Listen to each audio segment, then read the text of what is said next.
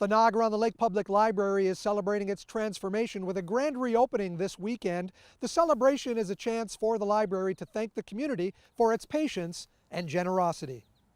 So it's fully accessible. We've upgraded the technology. We've got a new type of shelving that's very unique, really showcases a collection.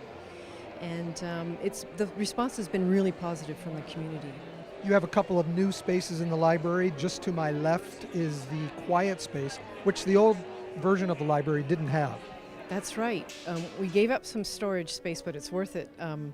With an open concept library, it can be tough to find a quiet spot. So we decided that, and we talked to a lot of the community, of course, and they said that's something they'd really appreciate, and it's been very well used. Children's space is revamped as well? It is. The shelving is a little bit of a different color, and the play is integrated with the seating, which is integrated with the collection. So everywhere you look, there are books and materials, but there's also learning through play. Brand new to the library is the Makery, a space that features 3D printers, a wood carving machine, a button maker, and more. The Makery is the name for our makerspace, and this is a movement worldwide that encourages people to tap into their creative side.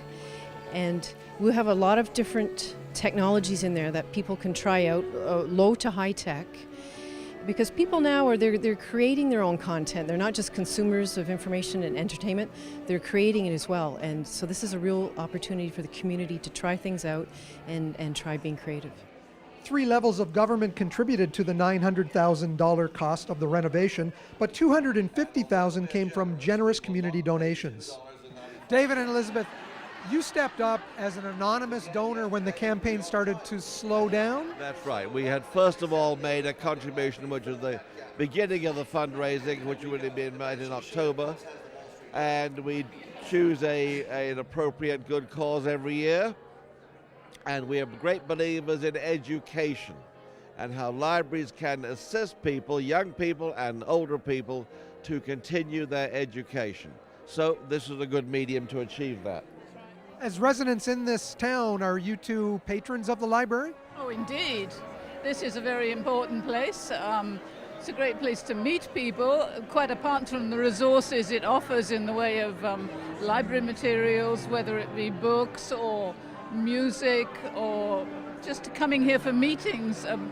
Several groups gather here, and that's a good facility as well. So those are many ways to enjoy the library. A major new feature of the library is a First Nations, Métis, and Indigenous collection. Ignite the Spirit of Education was an idea and a concept of educating people about our culture through literacy and having it available in libraries, and also our next step is to bring it into the friendship centers and on reserve. So Ignite the Spirit of Education, once again, we all know that the energy and the true fibers and heartbeat of a community starts at the libraries, and then it's at school, and that's where you learn, that's where the knowledge is kept. So we thought if we could somehow sort of populate some of the public libraries with Indigenous books, from children's books up to adult books, whether it be science books, but all by FNMI authors and about our cultures in many different nations, that we'd be able to start to educate. And education is key to our people, but it's also key to educate about the diversities of our people, but also to educate the non-native people, the non-Indigenous people. So it's a nice sort of coming together, and I feel the library and the community place allows that education knowledge to sort of blossom.